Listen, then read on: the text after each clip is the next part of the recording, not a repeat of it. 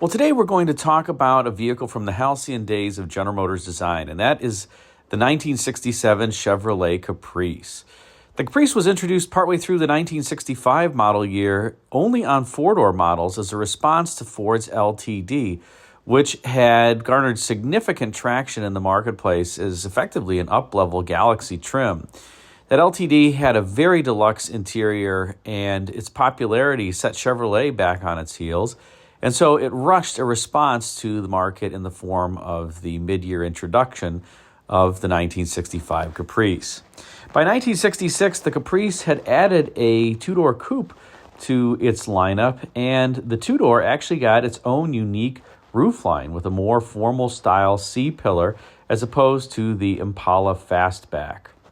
Now, for 1967, the Caprice and its formal roofline continued on the two-door models, separate and distinct from the 1967 Impala.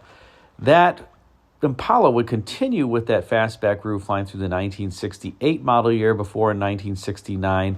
All the Chevrolet coupes would have this kind of vertical style C-pillar as the fastback craze, at least at General Motors, was effectively over. And that's a crying shame because these fastbacks were just such beautiful vehicles.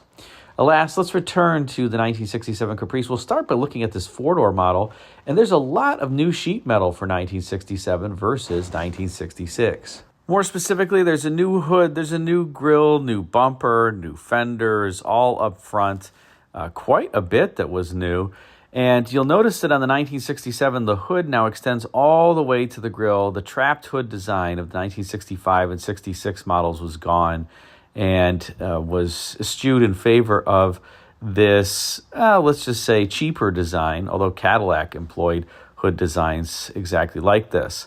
And similar to Cadillac, the Caprice now had a much more, let's say, chunky texture egg crate grille up front, somewhat in line with what the Cadillacs were displaying in this particular era.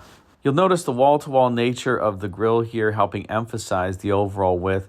You do have a number of creases and bends to the hood, but one of the things that I find that's interesting is that they really don't cause an oversized power dome or anything like that here.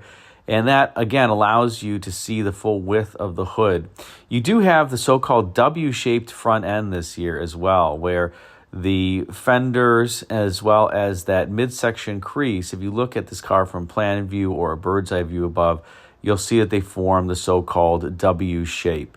That was something that was very popular among 1960s cars, in particular General Motors vehicles, but the 60, let's say, 4 in particular, Chevrolets, and then the 5s and 6s had relatively flat front ends overall. Now you've got a very pronounced W shape. I suppose one might be able to argue that the 65s and 6s kind of telegraphed a little bit more of that W shape coming to the forefront. 64 was certainly a flat front end, and then it got a little bit more W-shaped in 65 and 6, but 67 was very W-shaped, as you can see here. Now, one other thing you'll notice in addition to the W shape here is how the top section of the grille is kind of raked forward or canted forward. And you can see, so the hood kind of sticks out ahead of the bumper in this particular photo. I guess that's not going to be great for crash, but the whole purpose of this was to give the car a sense of motion, like it's leaning forward.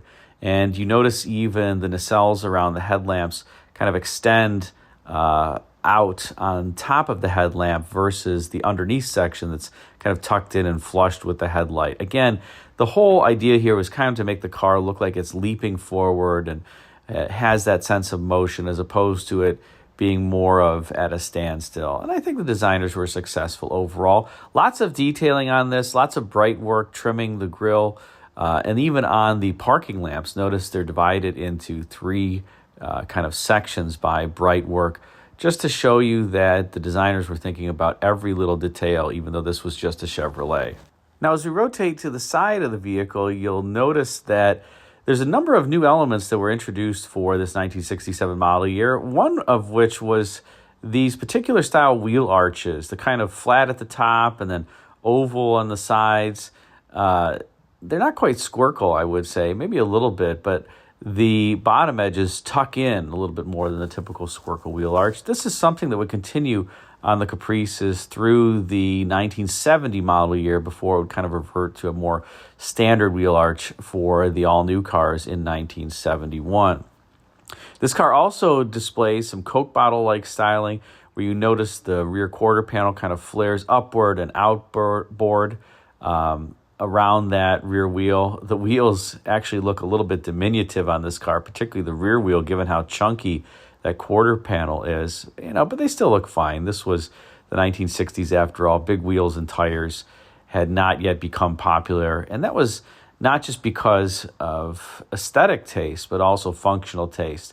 Engineers had standards back during this time that cars had to be able to hop curbs with the wheels turned at full lock and full jounce, and the wheel could not interfere with the fender. And as a result, that drove kind of smaller wheels and tires. And they also were concerned about the turning radius. So despite the fact these cars are relatively large, although the Caprice, being a Caprice, only had a 119-inch wheelbase. If you got the bigger Pontiacs, Oldsmobiles, Buicks, Cadillacs, you got a longer wheelbase. But the turning radius in these cars was actually halfway decent. It really wasn't that bad because you could turn the wheels inboard pretty significantly. On modern cars with the fat tires, the turning radius really suffers. So there were a number of reasons why the big wheels and tires didn't really become popular until many years later. Now, as we rotate to the passenger side, you can see the very kind of toothpicky A-pillars typical of the era, relatively upright windshield, and then an upright C-pillar. Again, this would be the unique Caprice roofline, separate and distinct from the Impala. And designers went with that formal style C-pillar because that connoted luxury for many, many years, all the way back to the days of coach building, where that formal C-pillar helped improve privacy for the rear seat passengers. And that's why you saw it on so many different upper-end vehicles of this particular time frame. I kind of miss that, by the way. You don't see that really on cars anymore. Oh, well. It made the trunk look bigger. The corner panels look bigger. Now every car kind of has that wedge-shaped profile, and if it's a coupe, this kind of somewhat fastback design and the high butt for aerodynamics.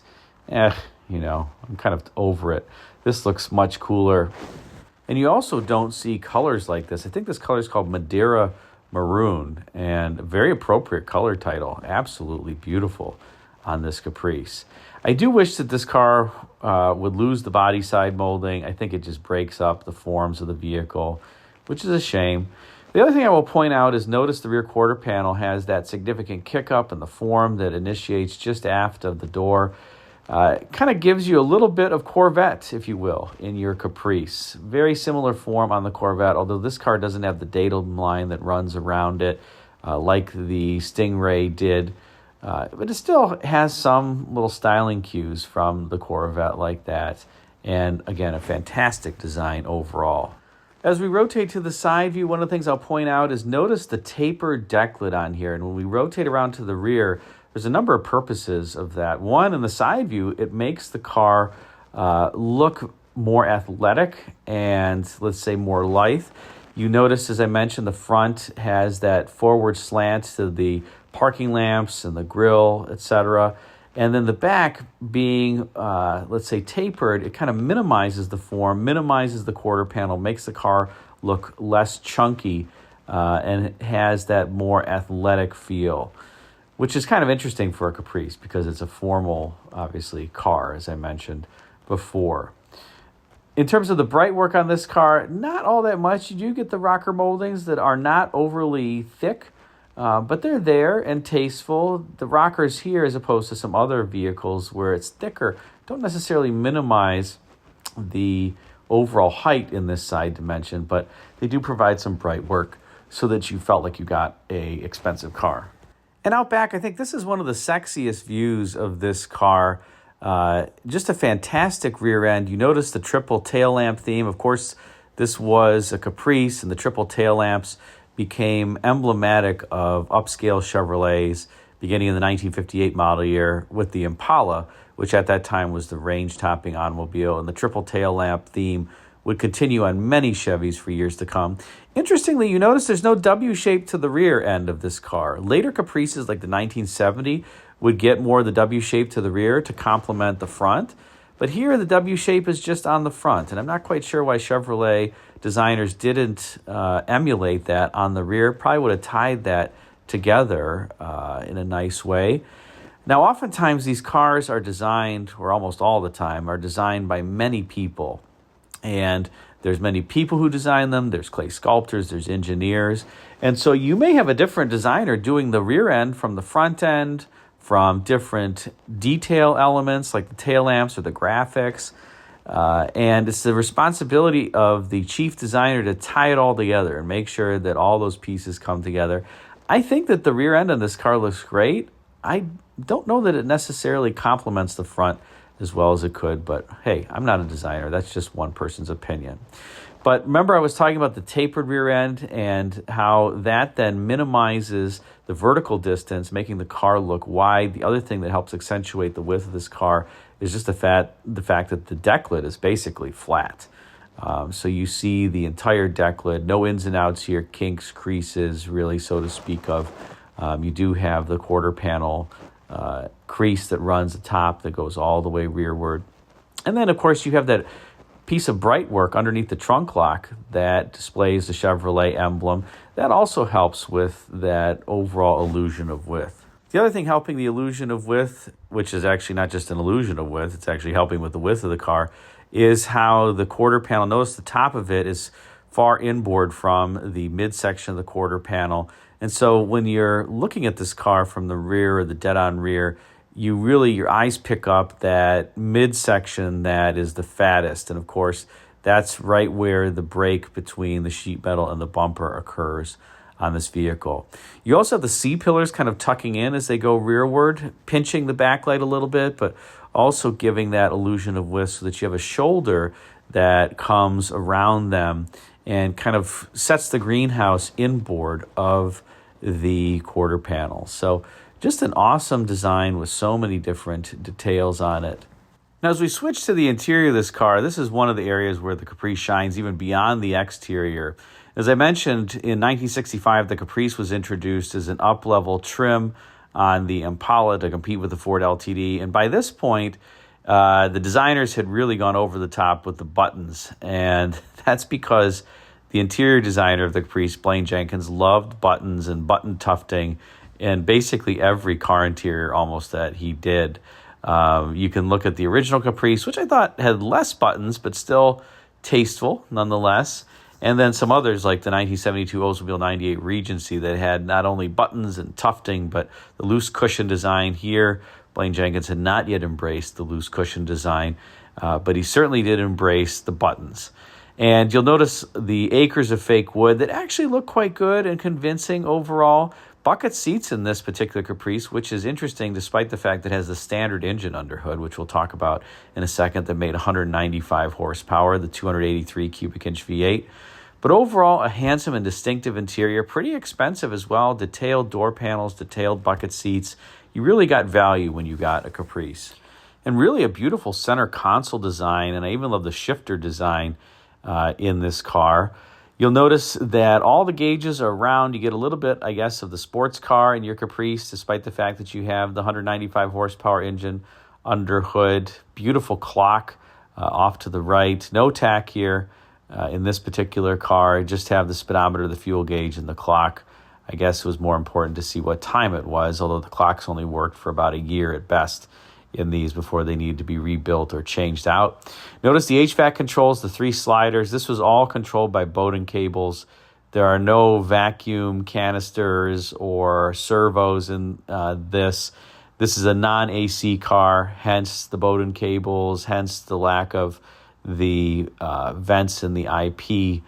But it worked fine. You just kind of move the slider bar back and forth for cold and hot and fan speed and vent, etc., and the defrost setting. Not necessarily my favorite setup, and maybe not befitting of a up-level Chevrolet, so to speak, but it worked just fine, as I mentioned. And I have to say, not only was the front seat very accommodating and luxurious, but the back seat was as well in the Caprice. Notice you got kind of the full-length armrest in the rear. That was a relative rarity. In addition to all the buttons and pleating on the seats. No rear armrest, though, on this particular vehicle. And of course, this one has crank windows, but crank windows were still pretty popular by this point. People didn't always trust the power windows, and well, this car doesn't have air conditioning, but a lot more cars had air conditioning by this point, so you didn't have to crank the windows up and down. Although on this one, you certainly did, like I said, because it didn't have air conditioning. And now we transition to what's under hood, and it looks so small underneath this full-size car hood. The small block Chevrolet, the venerable engine that powered so many vehicles over the course of many, many years. Now, this is the 283 cubic inch version. It made 195 gross horsepower. It was standard in the Caprice. If you got a base level Chevrolet as an example, then you had to contend with the 250 cubic inch, 155 horsepower 6-cylinder. One up from the 283 on the Caprices would have been a 275 horsepower, 327 cubic inch V8. Then one up from the 327 was the 325 horsepower, 396 cubic inch big block V8. And then the ultimate engine was the 385 horsepower, 427 cubic inch big block. Now, interestingly, this one is equipped with a power glide, no surprise. That was the only automatic transmission you could get with the 283. The 327 in the Caprices you could get with a power glide or a turbo hydromatic. And in the 396, or paired with the 396 cubic inch engines, you could also get a turbo hydromatic or a power glide. Imagine a power glide behind a big block Chevrolet. But yes, they did offer it, and the power glide was a robust transmission. It just was a 2-speed as opposed to the 3-speed turbo hydromatic. If you got the 427, you did have to get the turbo hydromatic if you wanted an automatic. Regardless, while it sounds diminutive and like it really can't push this car around, I will say the 283 is actually a quite pleasant engine. This car isn't fast by any stretch of the imagination, but they are pretty torquey, and they're very quiet, very smooth, ultra reliable. So if you wanted kind of a fuel-efficient power plant that was quiet and smooth, it's very similar to like the Ford 302 Windsor. What a fantastic little engine. I think that they're very, very underrated in just stock form.